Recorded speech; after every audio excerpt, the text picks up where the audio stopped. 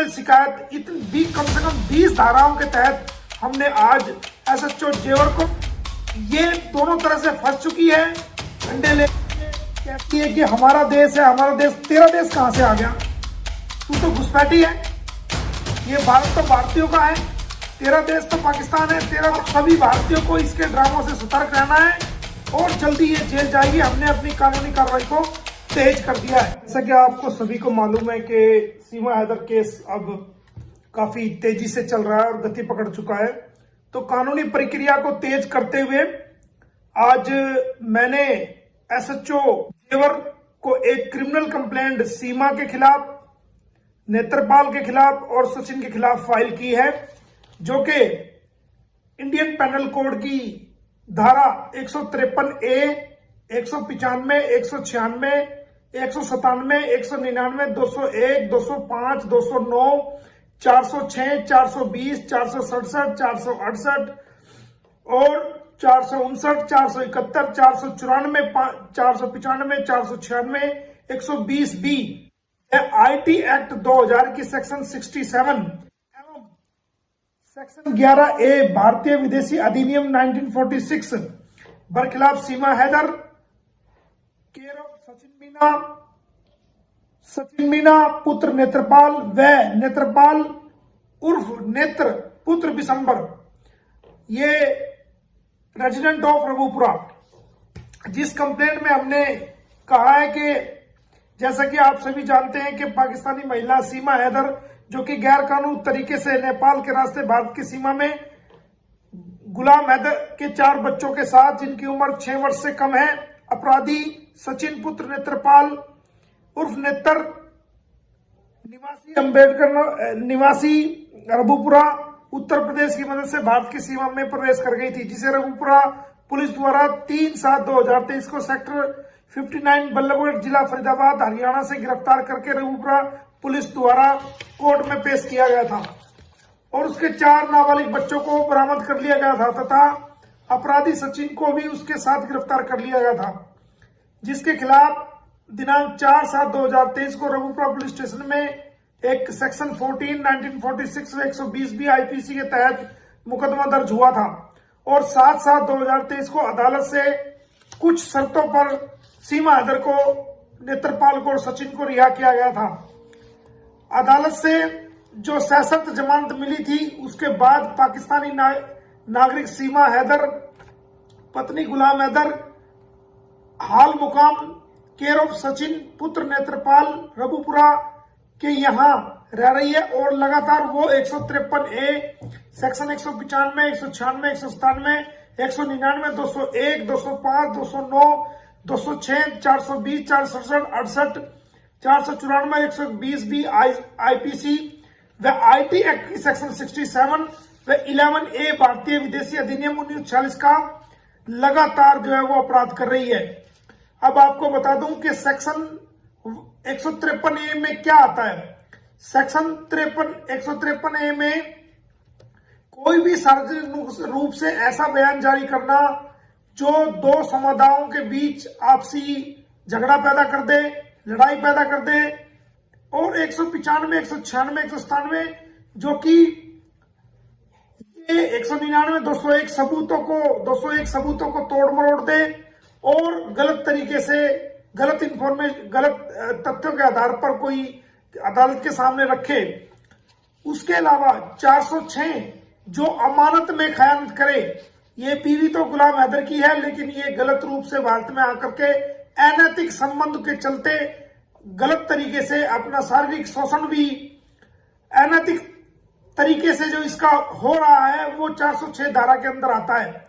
उसके अलावा जो इसने जमानत में अपने आप को गुलाम है, जब ये कह रही है कि 13 मार्च 2023 को इसने सचिन के साथ हिंदू रीति रिवाजों से शादी कर ली थी, तो और ये एनिवर्सरी मनाने जा रही है, तो फिर किस आधार पर इसने जमानत के अंदर अपना आप को गुलाम हैदर की वाइफ कहा है? और एफआईआर के अंदर जो इसने फैक्ट बताए हैं, जो एफआईआर में दर्ज है, उसके मुताबिक इसने गुलाम हैदर को अपना पति बताया है। इसके अलावा जो कबूलनामा इसने किया है, उसके अंदर भी इसने अपने आप को गुलाम हैदर की वाइफ बताया है। तो झूठ बोलकर फर्जी दस्तावेजों के आधार पर जो माननीय अदालत जेवर से इसने जमानत याचिका ली है, तो अगर ये सचिन की पत्नी है तो फिर हैदर की वाइफ बनकर क्यों जमानत ली? इसलिए इस पर 420 जालसाजी करने, धोखा देने, धोखाधड़ी करने की धारा 420, 67, 68, 469, 71 आती है।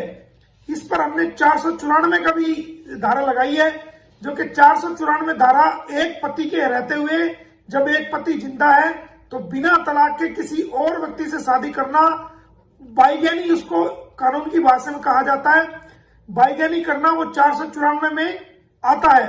495 में भी उसी की संज्ञा दी गई है, 496 में भी।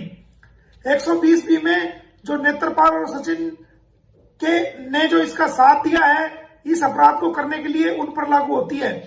और सेक्शन 67 जो कि आईटी एक्ट की, यानी कि मीडिया द्वारा किसी भी भ्रांति को, झूठी बात को, भ्रम को फैलाना, झूठ बात को फैलाना मीडिया के माध्यम से, वो सेक्शन 67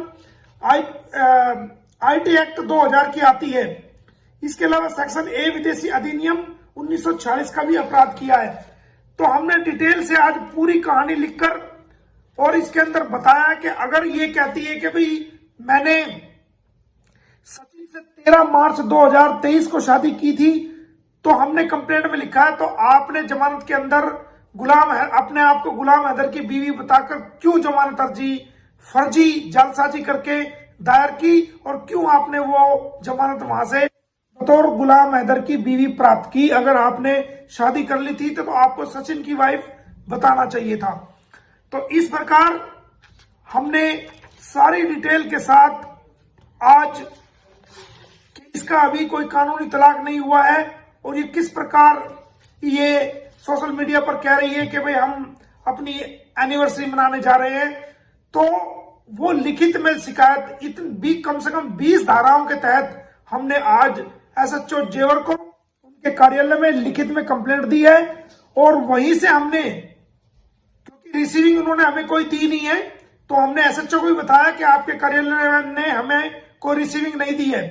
तो मैंने वही थाना सही कमिश्नर ऑफ पुलिस को और डिस्ट्रिक्ट मजिस्ट्रेट को और खुद एसएचओ को पीडीएफ द्वारा कंप्लेंट जो है वो मेल कर दी है और बाय हैंड कॉपी भी उनको दे दी है। अब जल्द इसके खिलाफ एफआईआर दर्ज होगी, और इन धाराओं में कम से कम 20 धाराएं हैं जिनके अंदर 7 साल से 10 साल तक की सजा का प्रावधान है। अगर ये एफआईआर दर्ज होने के बाद पुलिस इसको बुलाएगी और बाकायदा इसका बयान दर्ज करेगी कि आपके खिलाफ ये एलिगेशन है, आप बताइए। अगर ये कहती है कि मैंने सचिन से शादी कर ली 13 मार्च 2023 को, तो फिर तुमने कोर्ट में खुद को गुलाम की बीवी दिखाकर क्यों जमानत ली? तो इसके ऊपर 420, 467, 68, 471 जालसाजी की सारी धाराएं लगेंगी। अगर ये कहती है कि नहीं मैं तो गुलाम की बीवी हूं, तो फिर ये भारत देश को और देश के लोगों को क्यों गुमराह कर रही है? तो ये दोनों तरह से फंस चुकी है।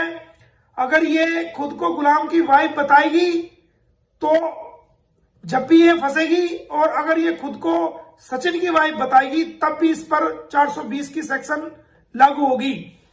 और बहुत ही जल्द इस बात को पूरी दुनिया के लोग भी देखेंगे कि किस प्रकार इसने भारत को के लोगों को और दुनिया के लोगों को ये गुमराह करती चली आ रही है।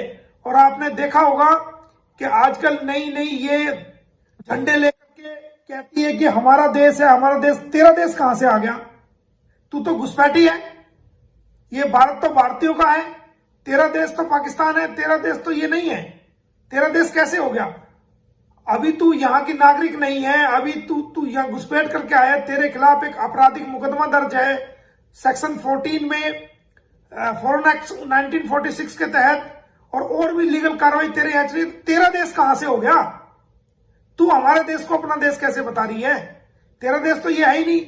अब ये रोज मोदी जी के नारे मार रही है, रोज योगी जी के नारे मार रही है। मोदी जी और योगी जी ने हमेशा सच का साथ दिया है, उन्होंने कभी भी गलत बात को सपोर्ट नहीं किया है। और अगर आप उनसे भी कोई इंटरव्यू में कहीं कोई पूछेगा तो वो यही कहेंगे कि तो इसको भारत का वीजा लेके आना चाहिए था, क्योंकि इस्लामाबाद पाकिस्तान में हमारा भारतीय दूतावास, हाई कमीशन ऑफ इंडिया मौजूद है, उसके अधिकारी वहां मौजूद है। अगर कोई भारत आना चाहता है तो वो आवेदन लेते हैं और इंटरव्यू करते हैं, और जो जेन्युइन जिनका कोज होता है उनको वो कभी भी वीजा के लिए मना नहीं करते हैं। तो फिर आप घुसपैठ करके क्यों आए हो? तो ये सब ड्रामे ये कर रही है, और आने वाले टाइम में आप देखना ये बचने के लिए और इससे बड़े बड़े ड्रामे करेगी। तो आप सभी भारतीयों को इसके ड्रामों से सतर्क रहना है, और जल्दी ये जेल जाएगी। हमने अपनी कानूनी कार्रवाई को तेज कर दिया है।